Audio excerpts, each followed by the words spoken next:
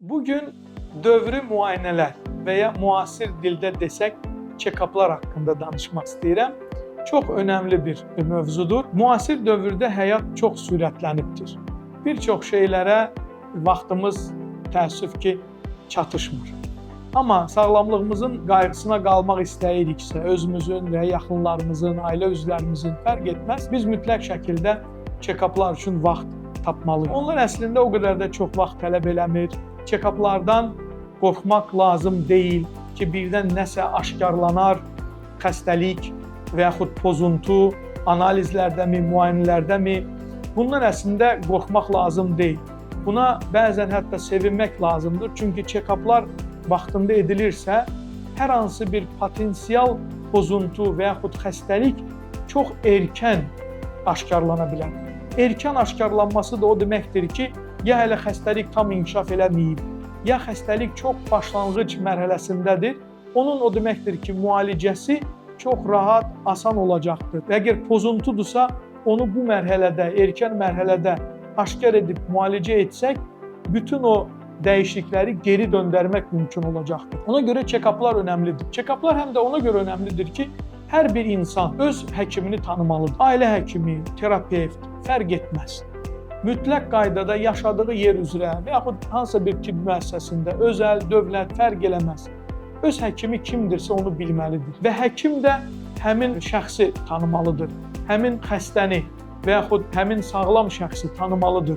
Onun bütün sağlamlıq məlumatlarına malik olmalıdır. Onun analizlərində potensial dəyişiklikləri gələcəkdə tez bir zamanda duymaq, qeyd etmək, onun sağlamlığında baş verən dəyişiklikləri vaxtında müəyyənləşdirməyə imkanı olmalıdır həmin tibb işçisinin, həmin həkimin. Digər tərəfdən bilirsiniz ki, həkim müayinəsinə getdikdə həkim soruşduqları suallar arasında ailə anamnezi əldə edir.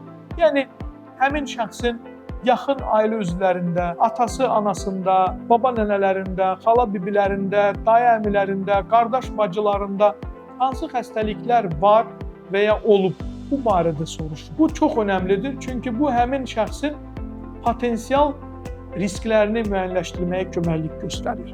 Əgər onun yaxın qohumlarında, xüsusilə də birincili qohumlarında, yəni valideynləri, qardaş bacılarında onkoloji xəstəlik, zob xəstəliyi, hər hansı bir qan xəstəliyi olubsa, bu o deməkdir ki, bu şəxsdə də həmin xəstəliklərin həyatın hansısa bir yaşında, mərhələsində inkişaf etmə riski var.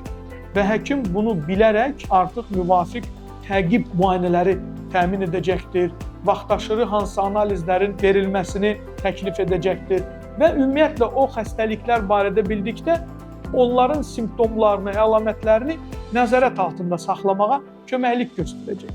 Digər tərəfdən, insan həkimə müraciət etdikdə həkim fiziki müayinə aparır. Onun təzyiqini ölçür, nəbzini ölçür, kardioqrammasını əldə edir, ağciyərlərinə qulaq asır, onun ümumi bədəninin quruluşuna diqqət yetirir, çəkisi artıq ola bilər, çəkisi az ola bilər, hansısa bir yerişində problem ola bilər, nevroloji bir defisitlər aşkarlana bilər, qan təzyiqi yüksək və yaxud çox aşağı ola bilər.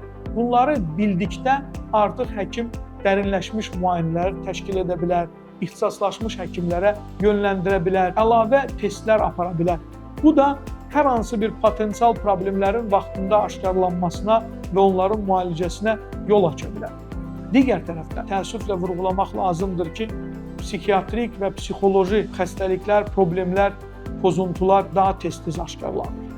Bu da bizim yaşadığımız dövrdən irəli gəlir. Stresli həyat tərzindən, stresli əmək şəraitindən, televiziyada, radioda, qəzetlərdə, internetdə gördüyümüz video və digər görüntülərdən, ətrafda baş verən müharibələrdən, maliyyə böhranları haqqında məlumatlardan və s.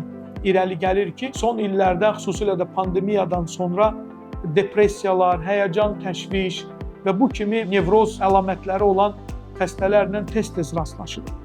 Və ailə həkimi, terapevt, digər tibb işçisinin müayinəsinə gəldikdə bu cür əlamətlər də aşkarlana bilər.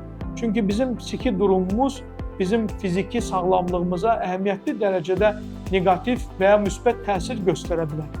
Əgər bizdə depressiya varsa, təşviş varsa, bu o deməkdir ki, bizim fiziki sağlamlığımız da təəssüf ki, ondan zərər görəcəkdir. Bizim ətrafımızda olan sevdiklərimizə, ailə üzvlərimizə, dostlarımıza, rəfiqələrimizə mənfi təsir göstərə bilər. Ona görə hər bir insan öz sağlamlığına məsuliyyət daşımalıdır. Bu baxımdan bir egoist kimi davranmalıdır. Həkim müayinələrinə mütəmadi olaraq getməlidir. Çünki o həm özünə, həm də ki, ətrafdakılarına məsuliyyət daşıyır. Öz ailə üzvlərini, uşaqlarına, həyat yoldaşına, valideynlərinə və s. Və onlar da əminəm ki, həmin şəxsin sağlamlığına dair narahatlıqlar keçirirlər. Bir-birlərinin sağlamlığının qayğısına qalmaqda israrlı olurlar çox zaman. Ona görə də check-uplara gəlmək çox vacibdir.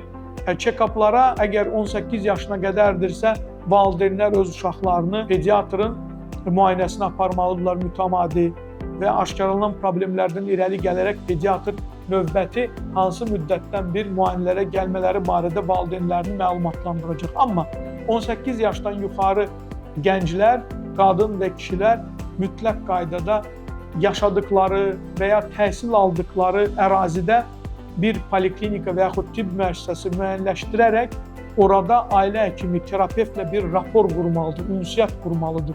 Bilməlidir ki, sabah nəsə bir şey baş verərsə, kəskin və yaxud təcili bir durum baş verərsə, mən kimə müraciət edə bilərəm? Kim mənim fiziki və psixi durumum haqqında məlumata malikdir? Kimdə mənim laborator analizlərim var? Kimə müraciət etməliyəm nəsə baş verərsə?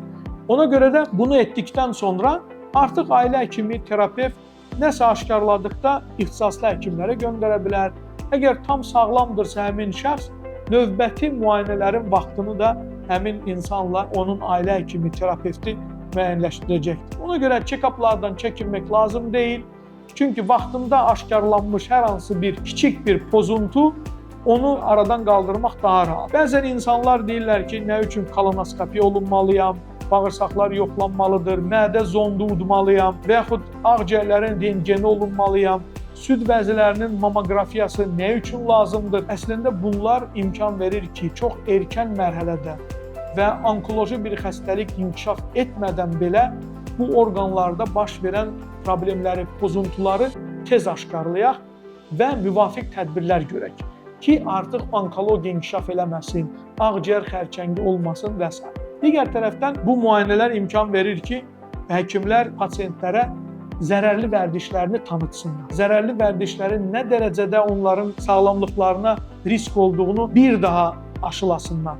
Siqaretdir, alkoqol qəbuludur, qeyri-sağlam qidalanmadır, şəkər tərkibində çox olan içəcəklərdən uzaq durmasıdır, idmanla məşğul olmursa, idmanla məşğul olmağı təşviq etməlidir həkimlər. Sağlam qidalanmırsa, sağlam qidalanmanın əsasları haqqında gənclərə və şəxslərə məlumat verə biləcəkdir həkimlər. Ona görə check-uplar olduqca önəmlidir. Mən hər bir Azərbaycan vətəndaşını yaşadığı və yaxud təhsil aldığı, işlədiyi ərazi üzrə ən yaxın tibb müəssisəsində qeydiyyata durmağı, öz ailə həkimi, terapevtini tanımağı və onlarda check-updan keçməyi tövsiyə edirəm və çağırırım.